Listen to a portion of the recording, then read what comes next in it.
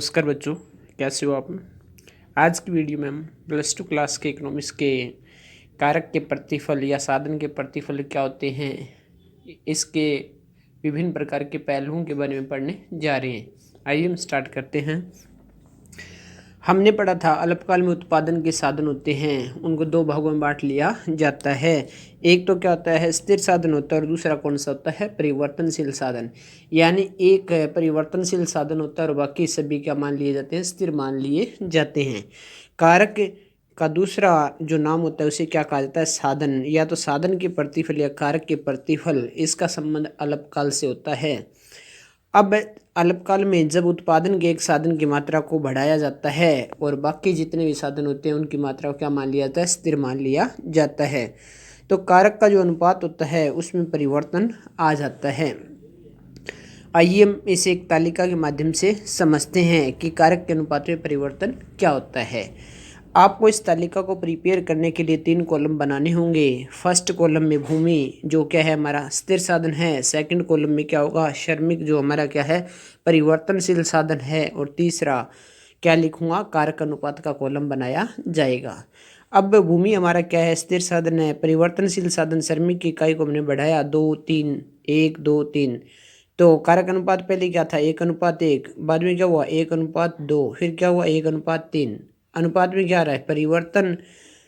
अब आगे देखो, इसका कारक के अनुपात में परिवर्तन होने के कारण उत्पादन की मात्रा में क्या होता है, विभिन्न दर से परिवर्तन होता है। यानी उत्पादन पहले बढ़ती दर पे बढ़ता है, फिर समान दर से बढ़ता है और फिर घटती दर पे, जिसे ह्रासमान प्रतिफल कहा जाता है, की दर से बढ़ता है।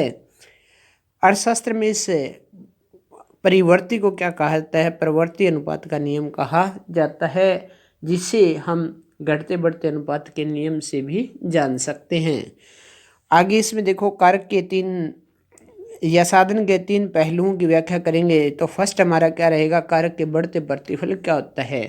तो मैं आपको बहुत ही सिंपल बताना चाहूँगा कि कारक के बढ़ते प्रतिफल वो स्थिति है जिसमें स्थिर साधन के साथ जैसे ही परिवर्तनशील साधन की इकाई को बढ़ाया जाता है तो हमारा क्या, टीपी बढ़ती दर पे बढ़ेगा और एमपी भी क्या होता है, बढ़ता है। आइए हम इसे एक तालिका के माध्यम से समझेंगे।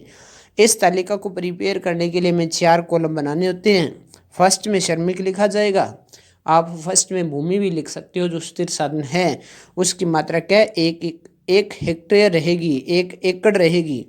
और श्रमिक 1 2 3 4 5 इकाइयों को क्या किया जा रहा है, बदला जा रहा है।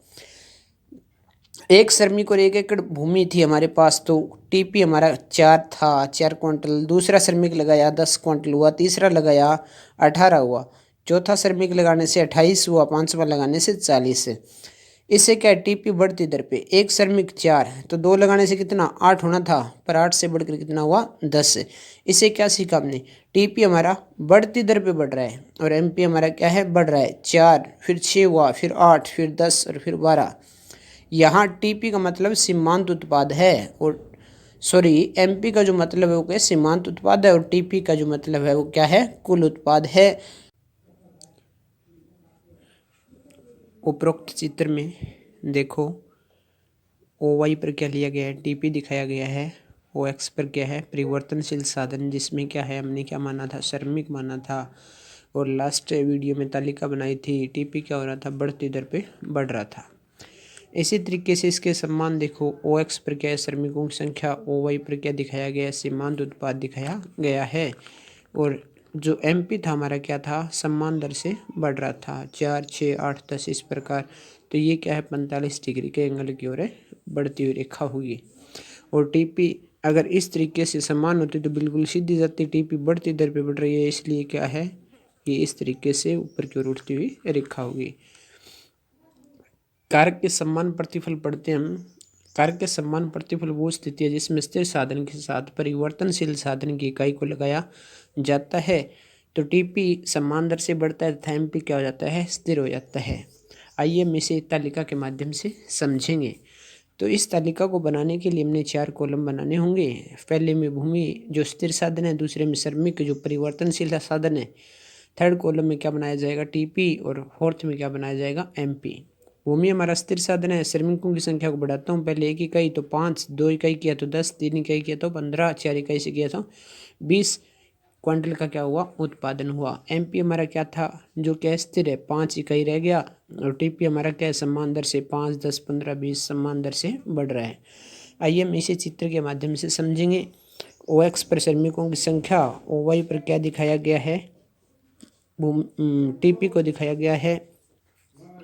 टीपी हमारा क्या है, समान दर से बढ़ रहा है, जो क्या है 45 डिग्री के एंगल की तरफ बढ़ती है। पहले ऊपर वाले चित्र में हमने क्या है, बढ़ती हुई रेखा थी, अब समान है, फिर घटती हुई रेखा होगी। इसी प्रकार एमपी हमारा क्या स्थिर है, स्थिर होता है तो क्या होता है, ओ एक्स के समान हो जाता है। ओ एक्स के क्या होता है, समान। टीपी हमारा क्या है, 5 इकाई स्थिर है। Thank you.